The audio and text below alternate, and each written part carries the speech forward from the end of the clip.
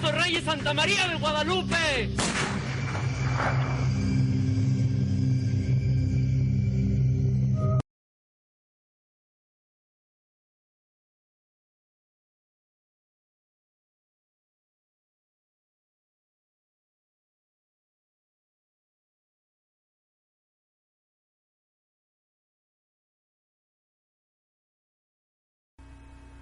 La primera revuelta cristera se remonta al año de 1875 y fue sofocada por Porfirio Díaz, no con su típico método de matarlos en caliente que lo hizo famoso, sino al permitir el surgimiento de nuevas diócesis y la adquisición clerical de nuevas propiedades.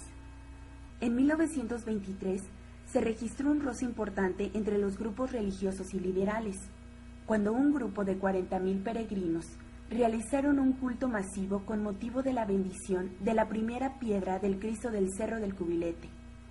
En el acto, se proclamó a Cristo como Rey de México. En la primera mitad del siglo XX, el pueblo católico mexicano tuvo que superar una increíble prueba. Luego de terminado el periodo de convulsión, conocido como Revolución Mexicana, la tranquilidad estaba lejos de reinar.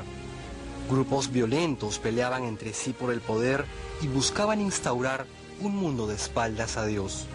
La violencia crecía. En 1924 llegó al poder Plutarco Elías Calles, representante del sector más radical del gobierno. Para 1926 había hecho aprobar la llamada Ley Calles, que castigaba cualquier actividad de culto y caridad cristiana.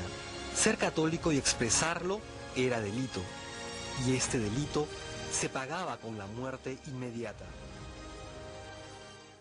La Guerra Cristera en México consistió en un conflicto armado que estalló en 1926 a 1929, como secuela de una virulenta disputa entre el gobierno federal de Calles y milicias de laicos y religiosos católicos.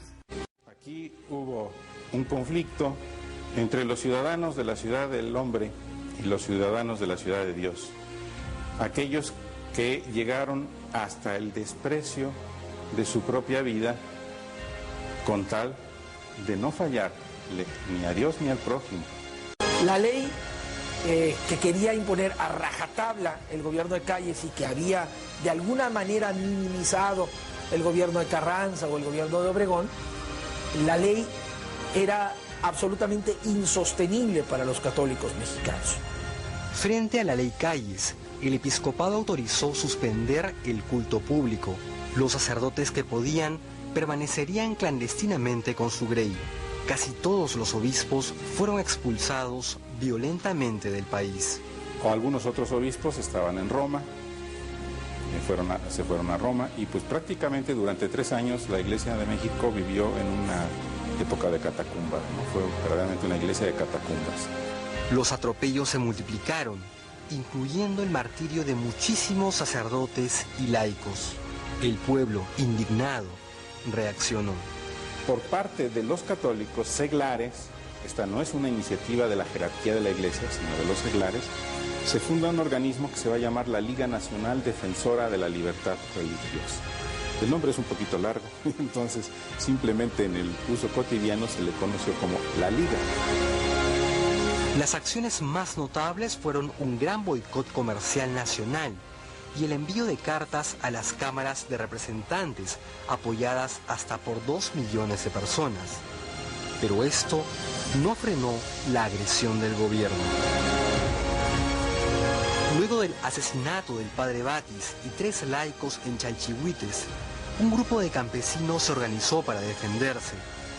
En la medida en que aumentaron las agresiones del gobierno, se fueron armando más grupos de defensa, conocidos por el Estado como cristeros. Siendo ellos católicos, y de pronto en Michoacán, en Jalisco, aquí mismo en Querétaro, en Guanajuato, se empieza a organizar una resistencia civil. Primero, pues para proteger a los ministros de culto y al culto católico. Y después, pues para repeler los ataques y para repeler también el hostigamiento por parte de las tropas federales. En 1929 los cristeros no podían ser vencidos y el gobierno estaba muy débil. El gobierno entonces desistió de la violencia explícita contra la iglesia y estos grupos dejaron las armas.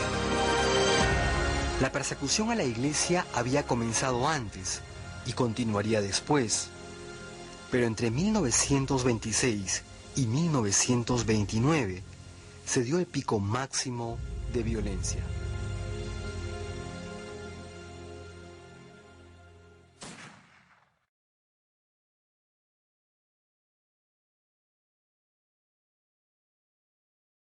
Más del 50% éramos jovencitos de 15 a 20 años, mensos, pobres.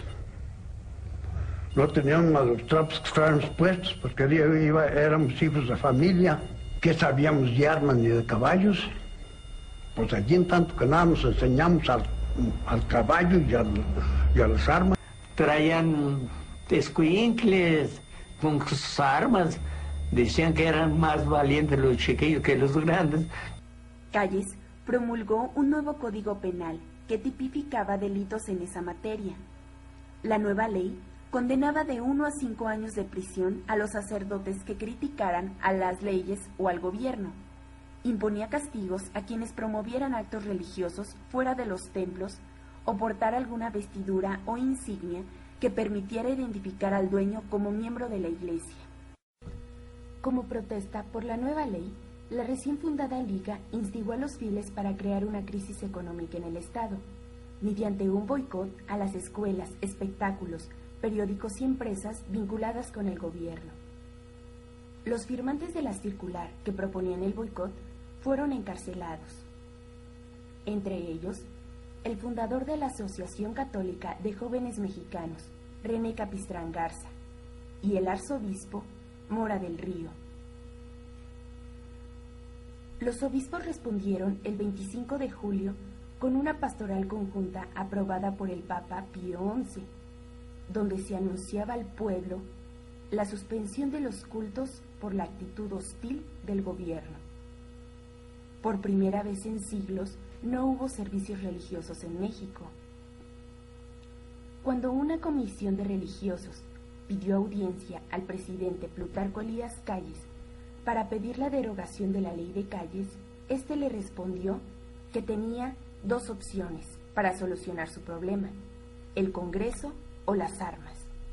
México vivió entonces su segunda rebelión de carácter profundamente campesino, una rebelión que llegó a tener en pie de guerra a 50,000 hombres. Incendió los estados de Jalisco, Michoacán, Durango, Guerrero, Colima, Nayarit y Zacatecas. Costó la vida de 90,000 personas y no pudo ser resuelta con las armas ni sofocada por el ejército, sino por la negociación.